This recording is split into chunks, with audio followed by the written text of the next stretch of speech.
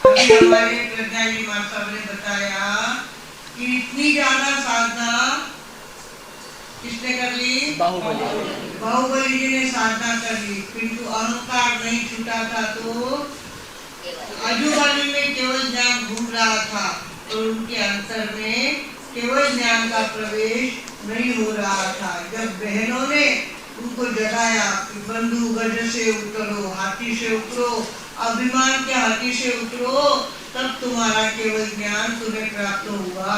इस तरह से उनको जगाया, बहनों ने जगाया। कुछ भी हो, हमारे यहाँ इतना सुंदर ये इतिहास आदिनाथ भगवान का है, एक एक करना देखो तो देखते रह जाओ, ऐसी बातें हमारे यहाँ पे हुई है। आज अहंकार के ऊपर हमारे प्रज्ञा जी महाराज प्रकाश डाला है। अज्ञानाला आलेला आकार त्याचं नाव अहंकार। जो अहंकाराला जगतो त्याचे पुण्य रोज जळत असतात, त्याची पुण्याही कमी कमी होत असते। अहंकार सांभाळायचा नसतो, अहंकाराला सुरक्षित ठेवायचं नसतं। तुझे मारा पगेश पड़ा नहीं, तेरी मारी साकाश कुछ नहीं। इस तरह से कुछ भी अपनी तरफ से कोई अपेक्षा रखना नहीं है। अहंकार अहंकार होता है, पर अहंकार हमको केवल ज्ञान प्राप्त नहीं होने देता, आगे नहीं बढ़ने देता। हमको चाहिए, हम तो क्या करते हैं, किसी किसी रूप में अपने बड़प्पन को दिखाने की कोशिश करते हैं, चाहे झूठे ही क्यों ना हो, पर गहने पहन के आते हैं, मानकर इतना कहना है। लोकांना बेचा चाहिए, पैसा हाथ करा, तुम्हारी बगड़िया लोकांना दिशी चाहिए, मानो गड़ा हाथ इसो आगे रखा कि मानो पेंडेंट किसो है, जो मुझे देख लो, वहाँ कभी नहीं है। इस तरह से आदमी अपने आप को श्रीमंत दिखाने की कोशिश करता है। भगवानों, बात ये हो गई, एक गांव में एक घर के अंदर हाथी घोड़ा सब कुछ थे। श्रीमंती का उनके पास सब साज था। जिन लोगों के पास श्रीमंती होती है वे क्या करते हैं, महल बड़ा बना देते हैं और जिसके अंदर ऐसे पशु रखते हैं। हाथी का घर में रखना है बहुत बड़ी बात होती है, हाथी घर में रखना, घोड़े घर में रखना। इस तरह से अपने बड़प्पन को दिखाने की कोशिश कर रहे थे। और उसमें क्या हो गया, गांव में किसी की मौत होती ना, तो इस घर का लड़का जो था वो क्या करता, घोड़े पे बैठ के जाता। ठाकर नहीं, घोड़ा तो माँ ही करा, मानकर घोड़ो माकाने को दिखा लगा, जाओ घोड़ा मत जाओ। अब घोड़े पर जाते थे। गांव के सारे लोग पैदल चलने वाले हैं और तुम घोड़े पे बैठ के जाओ, शोभा देता है क्या? चाहे कितना भी पैसा तुम्हारे पास हो, पर अपना बड़प्पन दिखाना नहीं होता है। पर गांव के लोग चर्चा करते कि देखो मौत में आयो है, घोड़ा में बैठने आयो, मौत में आयो, घोड़ा में बैठने आयो। इस तरह से लोग चर्चा करते थे, पर अपने आप में बातें समझ लेते थे कि कई तरह अभिमान पूरा करें। उसका अहंकार जो है वो अपने घोड़े पे बैठकर संभालता है, तो संभालने को अपन को भी क्या करें। पर कभी कभी दूसरे पे जो बीतती है वो अपने पे भी समय आ जाता है। अपने पे भी ऐसा प्रसंग आ जाता है कि हमारे घर में किसी की मौत हो जाती है। उस घोड़े पे बैठने वाले लड़के के पिता की अचानक हार्ट अटैक से मौत हो गई। घोड़े पे बैठ के आने वाले उस आदमी के पिता की मौत हो गई और वो ऊपर पहली मंजिल पे रहते थे। अब पिताजी, वो अकेला घर में, पिताजी मृत्यु को प्राप्त हो गए। अब इनको नीचे उतारना भी कितना मुश्किल, और गांव वाले लोग जब तक नहीं आए तब बात ऐसे प्रसंग में तो गांव वाले लोग चाहिए, शादी हो, मौत हो, और गांव के लोग जब आते हैं तब बात बनती है। तो गांव वालों ने एक दूसरे को समाचार दे दिए, देखो कोई राजमती है जाओ असल तो घोड़ा मध्ये बैठ जाओ, उरा मौत में, उरा भावसारा मौत में घोड़ा मध्ये बैठने जाओ, कोई भी पगे जाओ नहीं। जिसके पास घोड़े नहीं है वो किराए का घोड़ा लेके आए, जिसके पास घोड़े है वो दूसरे को एक घोड़ा दे दे, खुद एक घोड़ा ले। इस तरह से उन्होंने क्या कर दिया, आपस में चारों तरफ समाचार दे दिए। और सवेरे बेचारा वो तो चारों तरफ से गया, पिताजी अचानक चले गए और अकेला घर में करे तो करे क्या, पिताजी को नीचे उतारना वो भी बड़ा मुश्किल काम। अब गांव वालों का वो क्या करे, गांव वालों की बात देख रहा था, गांव वाले आएंगे तब मेरे पिताजी को नीचे उतार पाएंगे। अब वो गांव वाले लोग आए और घोड़े पे बैठ के आए। तब कैसे आए, घोड़े पे बैठ के आए और घोड़े पे बैठ कर कहने लगा कितनी देर है, जल्दी चालो, मानो उचिर हुई है, जल्दी आओ।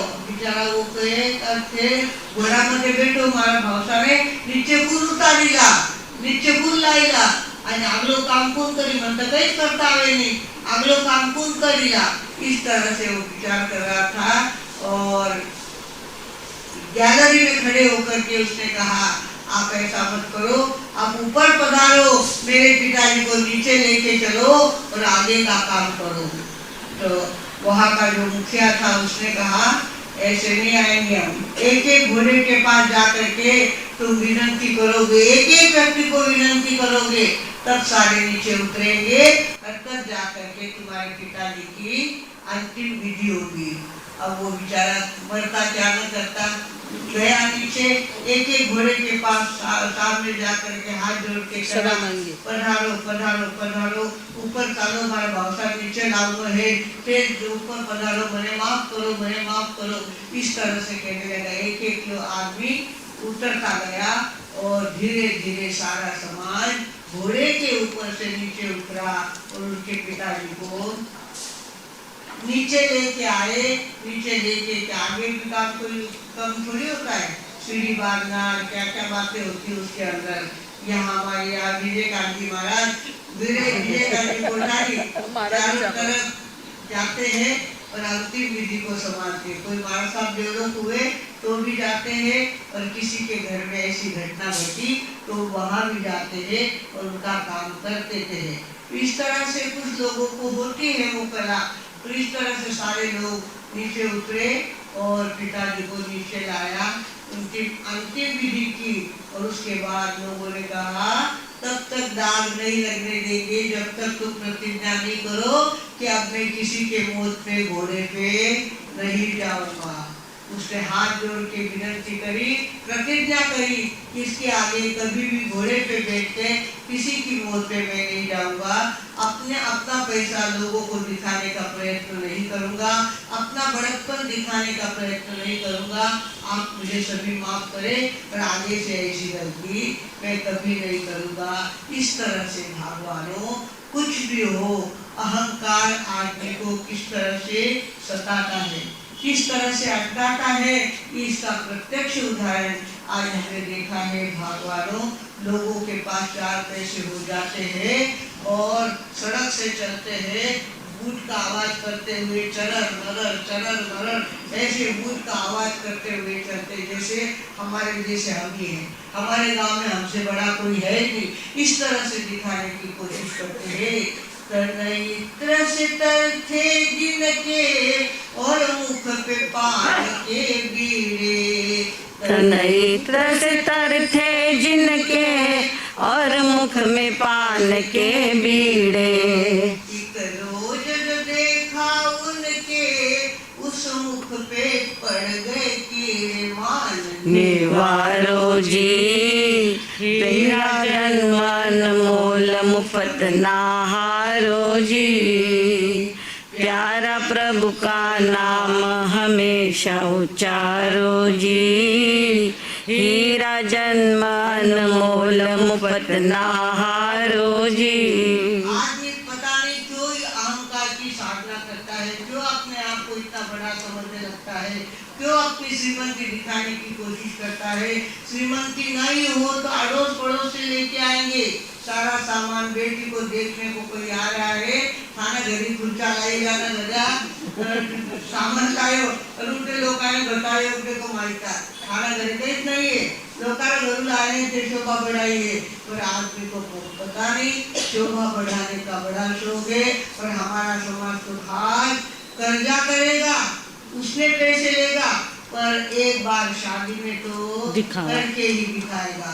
ऐसी शादी करना जो लोगों के आंखों में आ जाए, लोगों के आंखों में आ जाता है ये जैनी लोग बहुत पैसे वाले हैं, इनके पास बहुत पैसा है, इनकी यहाँ शादियाँ देखो कैसी होती है।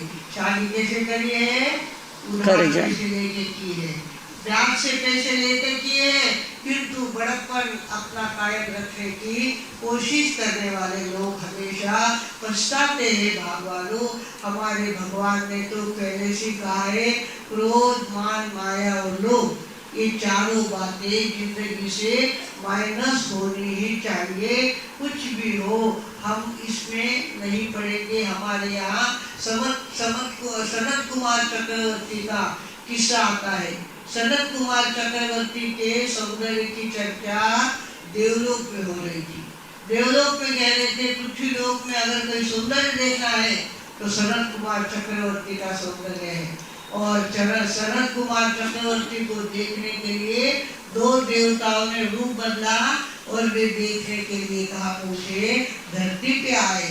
धरती पे आने के बाद लोगों ने कहा भाई हमको तो चक्रवर्ती के दर्शन करने हैं और हम बहुत दूर से आए हैं, हमारे जूते भी घिस गए हैं, इतनी दूर से हम आए हैं। देवता ने रूप लिया हुआ था ना, तो इस तरह से कहा। तो सनत कुमार ने क्या कहा, अभी क्या देखते हो? बोले मुझे अभी तो मेरी मालिश चल रही है, इसके बाद मैं स्नान करूंगा, उसके बाद कपड़े चढ़ाऊंगा, 1 नूर आदमी, 10 नूर कपड़ा, 1000 नूर नखरा, तब मुझे देखना। इस तरह से उन्होंने देवताओं को कहा। तो उन्होंने कहा ठीक है हम रुक जाते हैं। और उसके बाद उन्होंने क्या किया, मालिश के बाद स्नान किया, स्नान के बाद कपड़े पहने, कपड़े के बाद गहने, मुकुट वगैरह सब कुछ पहना और फिर सिंहासन पर जाके बैठे और आने वाले मेहमानों को पूछा, बोलो अब कैसे दिखता हूँ मैं? तब उन्होंने कहा साहब जब मालिश कर रहे थे तब जो दिख रहा था वो अब नहीं दिखता। आपके शरीर में तो रोगों के कीड़े तैयार हो गए हैं, रोग हो गए, 16 प्रकार के रोग आपके शरीर में हो गए हैं। आप तो रोग का पिंडर अब नजर आता है, वो सौंदर्य आपके पास है नहीं। एकदम से अंदर से जागरूक हुए, ओहो इतना क्षण भंगुर है ये सौंदर्य, इतना दिखावे का ये सौंदर्य है। अब तो मुझे इस बीमारी की कोई दवाई नहीं करनी है। 16 प्रकार के रोग उनके शरीर में प्रविष्ट हो गए थे और उसके लिए उन्होंने दवा लेना था एकदम बंद कर दिया। कुछ भी कोई दवा नहीं करनी मुझे, जितने कर्म उदय में आते हैं उन कर्मों को देखता रहूंगा पर मैं दवाई नहीं करूंगा। इस तरह से उनके इतनी शक्ति उनके प्राप्त हो गई थी, उनके थूक में भी जलो सही पत्ताणु, मतलब उनके थूक में भी शक्ति आ गई थी। उनका थूक अगर इस तरह से लगाओ तो वहाँ का रोग निकल जाता था और वहाँ चमड़ी सोने जैसी चमकने लगती थी। इतनी ताकत उनके पास आ गई थी। फिर भी उन्होंने कहा अब तो मुझे कर्म ही खपाना है, कर्मों को नष्ट करना है और मेरी आत्मा को शुद्ध बनाना है। इस तरह से करके उन्होंने क्या किया, अपने कर्म को खपाया और आखिर वे सिद्ध बुद्ध और मुक्त हो गए। भगवानों, अहंकार को छोड़े बिना काम नहीं बनता, अहंकार छोड़ना ही पड़ता है और खास करके विनय को धारण करना होता है। आजकल उल्टा उत्तर देना तो बहुओं को सहज लगने लग गया। बेटे जाने सुती गई, बेटे मुद्दाम सुती के मन नींद आई थी मैं क्या करूं, इस तरह से उल्टा उत्तर देते हैं। उल्टा उत्तर नहीं देना चाहिए। हमारे घर की परंपरा थी, पहले खानदानी थी, कुछ भी हो बड़ों को उत्तर वापिस देना नहीं। दीदी थाने शिल्पी को बसुने चुपचाप सुन लो और उसका उत्तर मत दो। आजकल तो फटाफट उत्तर दिए जाते हैं और चाहे जैसे उत्तर दे करके अलग होने की तैयारी रखते हैं। भगवान जिस कारण से हमारा वातावरण बिखरा बिखरा हो गया है। पहले कैसा था, संभला संभला वातावरण था। घर की मूठ बंदी मूठ 1.25 लाख की खुल जाए तो खाकी, इस तरह से कहते थे। आजकल तो बहुओं ने शर्म को छोड़ दिया है और उल्टा उत्तर सासू को देते हैं, ससुर जी को भी उल्टा उत्तर देते हैं, और उल्टा उत्तर देने से घर का विनय गुण खत्म हो जाता है, और विनय गुण खत्म हो गया तो घर में दैविक शक्ति आना बंद हो जाती है। डिवाइन पावर अपने आप उस घर की कम हो जाती है, उस व्यक्ति की कम हो जाती है। जिसके पास विनय होता है उसके पास दैविक शक्ति अपने आप आती है, और एक काम करे वहाँ 10 बातें अपने आप संवरने लगती है। भगवानों, विनय गुण को सीखना चाहिए और अहंकार को छोड़ना चाहिए। इस तरह से आज हमारे आपके सामने बाहुबली का उदाहरण दे करके आपको बताया कि अहंकार था, तब तक केवल ज्ञान उनके पास नहीं आया, और जैसे कदम उठाया खाली नमन करने के लिए तो तुरंत केवल 3 लोक और 3 काल का ज्ञान उन्हें हो गया। तो इस तरह से हमें भी अपना केवल ज्ञान प्राप्त करना है। आत्मा की शक्ति पूर्ण खुल जाना, इसका नाम केवल ज्ञान होगा। हमारी आत्मा ढकी ढकी है, अभी हमको तो कुछ समझ में नहीं आता हमारे पीठ के पीछे क्या चल रहा है, और जब केवल ज्ञान हो जाता है आग ढक के सब कुछ दिखने लगता है। ऐसा केवल ज्ञान की शक्ति सभी में भरी हुई है, सभी के पास वो ताकत है। वो चाहे जितना ज्ञानी बन सकता है, मति ज्ञान और श्रुति ज्ञान तो हमारे पास है, उसके बाद अवधि ज्ञान, मन प्रयोग ज्ञान और केवल ज्ञान, ये 5 ज्ञान हमको प्राप्त हो सकते हैं। और उसके लिए अहंकार को छोड़ना पड़ेगा और विनय को धारण करना पड़ेगा। हम चातुर्मास के दिनों में चल रहे हैं, चातुर्मास की सेवा कर रहे हैं, तो इसमें हम भी अपने जीवन का अहंकार कम करेंगे और अपने जीवन में विनय का गुण बढ़ाएंगे। ऐसी अंतर की भावना सबके प्रति जागरूक करके अपने विराम देती हूँ। ओम